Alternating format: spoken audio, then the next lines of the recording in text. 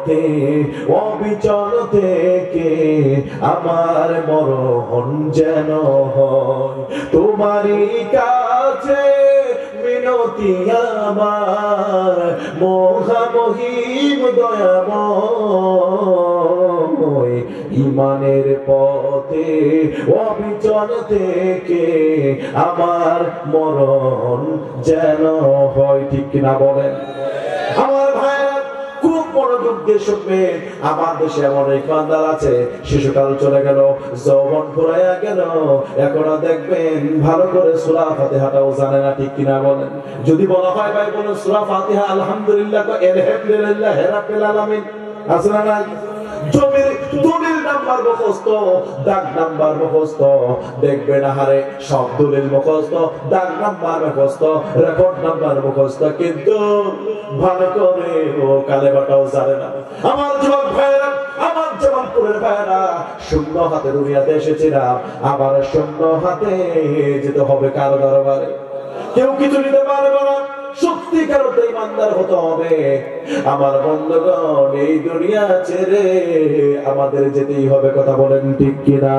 পৃথিবী আমার আসল ঠিকানা নয় মরণ একদিন মুছে দেবে সকল রঙিন পরিচয় পৃথিবী আমার আসল ঠিকানা নয় ঠিক কিনা বলেন আমার যুবক ভাইরা কেউ কোনো দিকে কান দেবেন না আর কিছুক্ষণ আলোচনা করে শেষ করে দিচ্ছে আমার বন্ধুগণ এই জন্য আমাদের পরিপূর্ণরূপে ঈমান আনতে হবে কথা বলেন ঠিক কিনা একটা করবো আরেকটা করবো না নামাজও পড়বো অন্য বউকে টালতে মারবো নামাজও পড়বো দুধে পানি দেবো নামাজও পড়বো বোনকে ঠকাবো নামাজও পড়বো ভাইকে ঠকাবো শোনো সত্যিকার অর্থে ঈমানদার হতে পারি না কথা বলেন ঠিক কিনা আমাদের সমাজে এমন অনেক ঈমানদার আছে দেখবেন না হারে নামাজ পড়ে দাঁড়িয়ে আছে লম্বা জুব্বাও আছে বোনরে ভালো করে খাওয়ায়া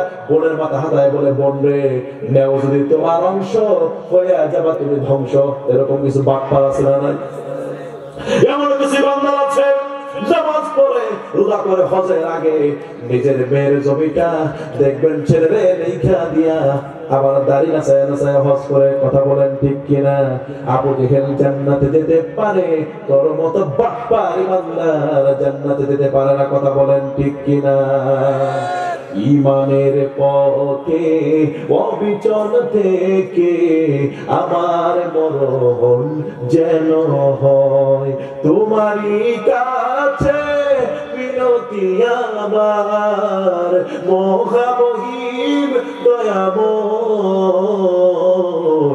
ঈমানের পথে অবিচল থেকে আমার মরণ যেন হয় ঠিক কিনা বলেন লা ইলাহা ইল্লাল্লাহ লা ইলাহা ইল্লাল্লাহ লা ইলাহা ইল্লাল্লাহ লা ইলাহা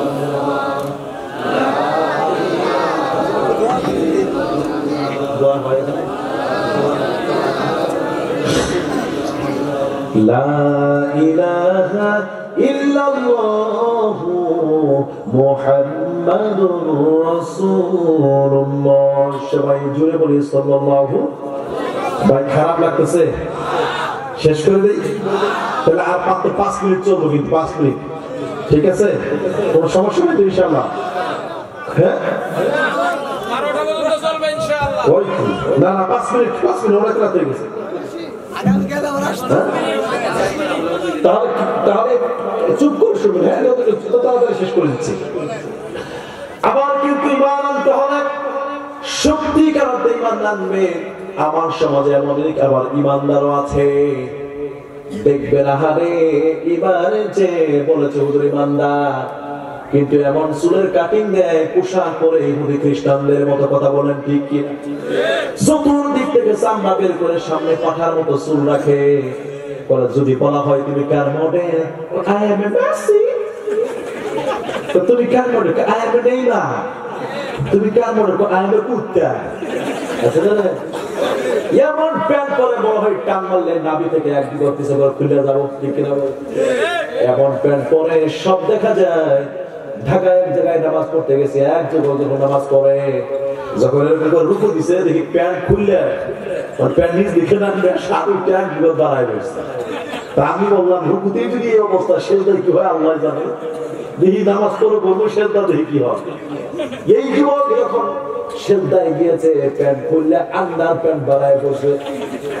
আহারে আমার দেশের যুবকরা শেষ হয়ে গেল, কথা বলেন ঠিক কি?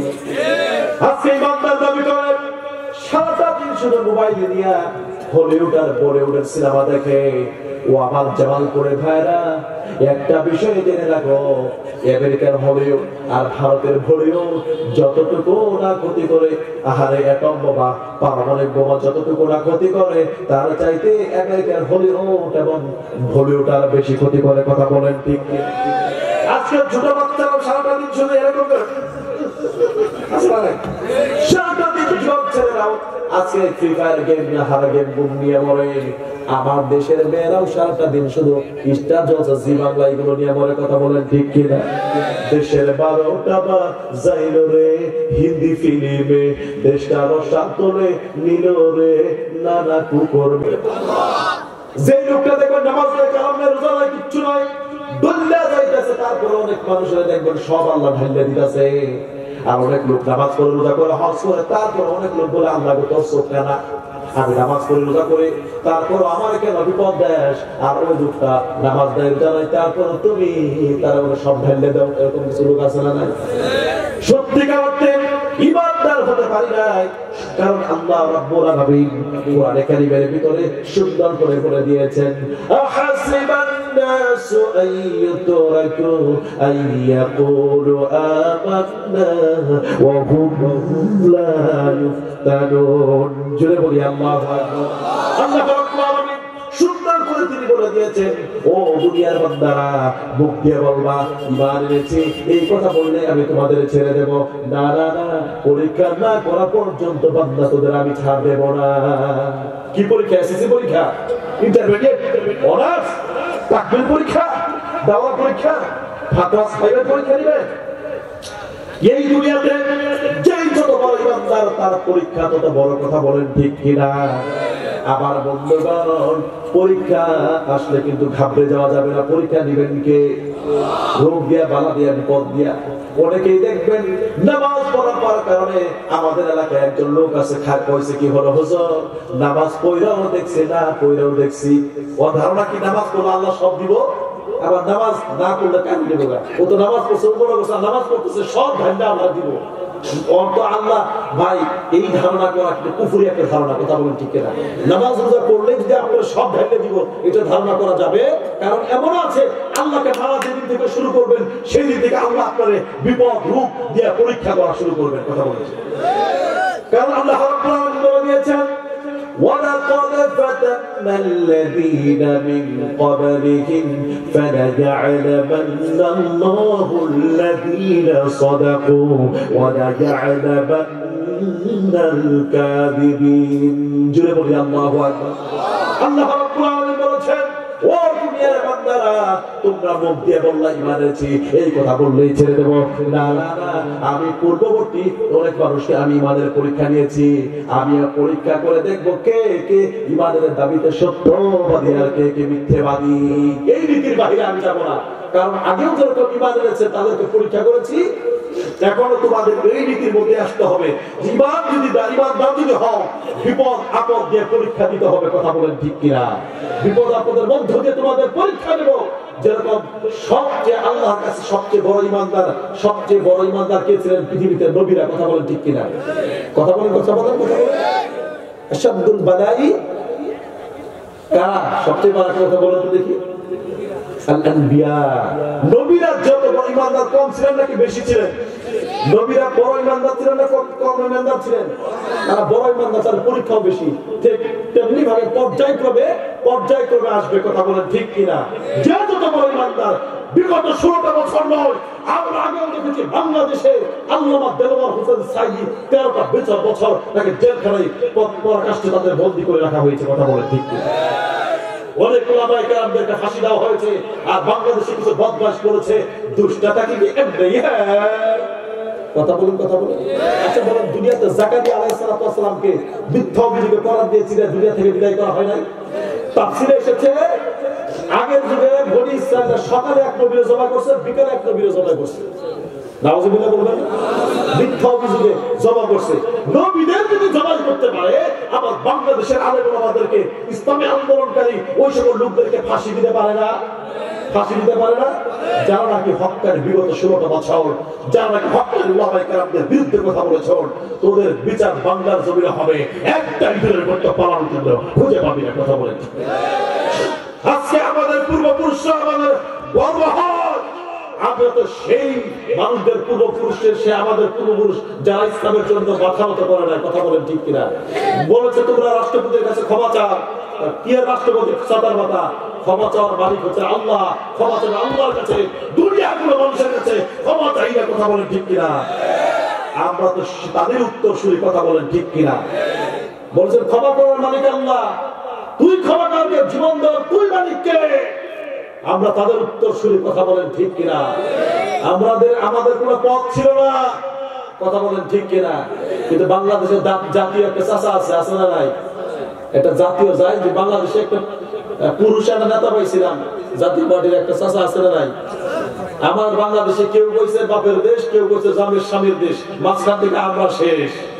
আগামীর বাংলাদেশ কোরআনের বাংলাদেশ। কথা বলেন ঠিক কিনা? তারপরে একটা চাচা পাইছিলাম, সকালে এক কথা, বিকেলে এক কথা। কথা বলেন ঠিক কিনা? ও চাচার কোনো কয়, আমি চাচার একটা ভাই আছে জিয়ান কাদের, আছে না নাই? তোরা আমাদের কোনো পথ ছিল না, তোরা আমাদের বাধ্য হয়ে আমরা এই কাজ করছি, পথ ছিল না। আর আমাদের পূর্বপুরুষদের কোনো পথ ছিল না। কথা বলেন ঠিক কিনা?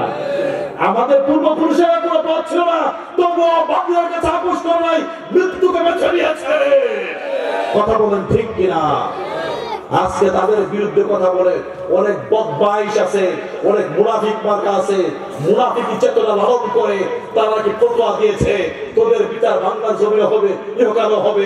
সেদিন বুঝবি তোদের বিচার বাংলার জমিনে তো হবেই, ইহকালও তোদের হবে। কথা বলেন ঠিক কিনা? ওই সকল বাতিলের বিরুদ্ধে দাঁড়াতে কে কে রাজি আছেন? দুহাত উঁচু করে। না না, এটা বীর ভাই। বেজার হইতেছেন আপনারা? বেজার হইতেছে? আমার বন্ধুগণ, অনেক ইমানদার আছে, ইমানের কোন জীবনে কোন নবীটা ইমানের পরীক্ষা দেয় না। আমার নবীজি 3.5 বছর শিয়াবে আবু তালেব জেল খেটেছেন। সুবহানাল্লাহ বলবেন না? আমার নবীজি শিয়াবে আবু তালেবের তিনি জেল খেটেছেন। আরে আজকের জেলের মধ্যে খাবার পাওয়া যায়, মাঝে মাঝে ইয়াবাও পাওয়া যায়, গাঁজাও পাওয়া যায়, কিন্তু আমার নবীজি যে জেলে ছিলেন সেই নবীদের খাবার ছিল না।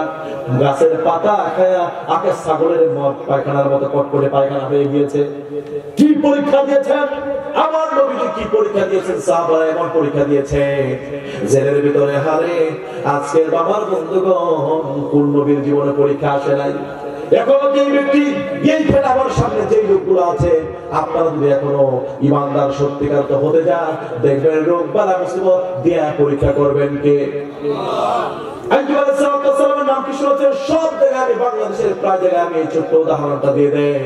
আইয়ুব আলাইহিস সালামের নাম কি আপনারা শুনেছেন? কে কে শুনেছেন? হাত তুলেন। আমার বন্ধুগণ, আইয়ুব আলাইহিস সালাম আল্লাহর একজন পছন্দের নবী, কিন্তু 18টা বছর রোগ দিয়ে পরীক্ষা করেছেন কে? একটা দিনের জন্য আইয়ুব আলাইহিস সালাম বলেন, আল্লাহ গো, তোর চোখ কানা, তুমি আমারে কেন রোগ দিলা, তুমি আমারে কেন বিপদ দিলা, তোমার চোখ কানাই? কথা বলেছেন নাকি? বরং তিনি প্রত্যেকটা দমে দমে, আধুনিক তাফসীরে বলা হয় প্রত্যেকটা সেকেন্ডে সেকেন্ডে তিনি নাম নিয়েছেন কার, জিকির করেছেন কার? আল্লাহু আল্লাহু কি যে মধুর নাম, আল্লাহু আল্লাহু কি যে মধুর নাম, ধরার তাবান মনি মুক্তাই, পান্না হীরা সোনা দানাই, হয় না তাহার দাম।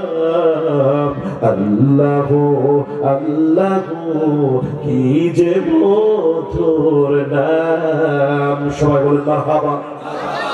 আইয়ুব আলাইহিস সালামের রূহ হয়েছে বরং পা থেকে শুরু করে যখন গা হওয়া শুরু করে দেয়, এত দুর্গন্ধ ছড়া পড়ে, মাংসগুলো ক্ষয়ে ক্ষয়ে পড়ে, গোস্তগুলো ক্ষয়ে ক্ষয়ে পড়ে, এত পোকামাকড় দেওয়া হয়।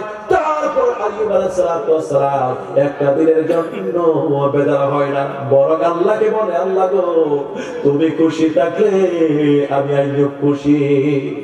প্রত্যেকটা দমে দমে আল্লাহর নামের জিকির করে, তবু আইয়ুব আলাইহিস সালাম একটা সেকেন্ডের জন্য তিনি আল্লাহর নাম ভুলেন না। মরতেই হবে যখন ইমানি মরণ দিও আমাকে, মরতেই হবে যখন শহীদি মরণ দিও আমাকে। শাহাদাত জারি শুধুই জীবন, সে জীবন দিও আমাকে, মরতেই হবে যখন